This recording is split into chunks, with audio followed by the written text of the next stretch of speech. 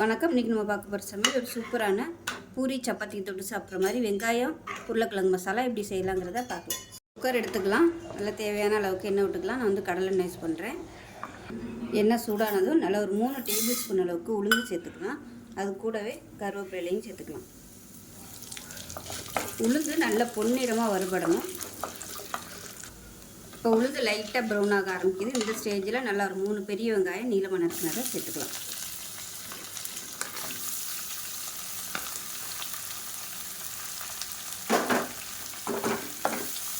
வெங்காயம் நல்லா வதக்கி விட்டுக்கலாம்.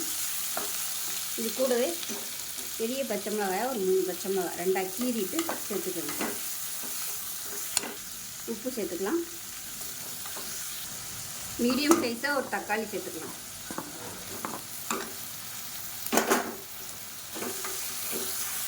கால் டீஸ்பூன் மஞ்சள்தூள் சேர்த்துக்கலாம். இப்போ இதில் ஒரு அரை டீஸ்பூன் போல் சாம்பார் தூள் இல்லை குழம்பு தூள் எதுனாலும் சேர்த்துக்கலாம். அரை டீஸ்பூன் மிளகாத்தூள் சேர்த்துக்கலாம். இப்போ தக்காளி நல்லா வதங்கிடுச்சு. மீடியம் சைஸாக ஒரு 3 உருளைக்கிழங்கு வேக விட்டு கட் பண்ணி வச்சுருக்கேன். அதை சேர்த்துக்கலாம். உருளைக்கிழங்கு சேர்த்து ஒரு பரட்டிட்டு இப்போ தேவையான அளவுக்கு தண்ணி சேர்த்துக்கலாம்.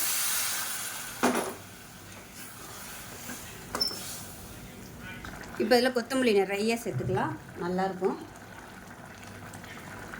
உப்பு செக் பண்ணி பார்த்துட்டு உப்பு பத்தலைன்னா சேர்த்துக்கலாம். இப்போ குக்கரை மூடி வச்சுட்டு நல்லா ஒரு 5 விசில் விட்டிங்கன்னா சூப்பராக வந்துடும். உருளைக்கிழங்குலாம் நல்லா மசிஞ்சு வந்துடும். 5 விசில் விட்டுட்டு பார்க்கலாம். இப்போ எப்படி இருக்குன்னு பார்க்கலாம். இப்போ இதை நல்லா மசிச்சு விட்டுக்கலாம். உருளைக்கிழங்க மேஷர் வச்சு நல்லா மசிச்சு விட்டுக்கோங்க.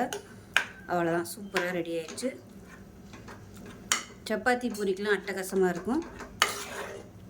செஞ்சு பாருங்கள். செஞ்சு பார்த்துட்டு எப்படி வந்துச்சுங்கிறத சொல்லுங்கள். வீடியோ பிடிச்சிச்சுன்னா லைக் பண்ணுங்கள், கமெண்ட் பண்ணுங்கள். சேனலை சப்ஸ்கிரைப் பண்ணுங்கள். பக்கத்தில் பெல் பட்டனையும் ப்ரெஸ் பண்ணுங்கள். நன்றி.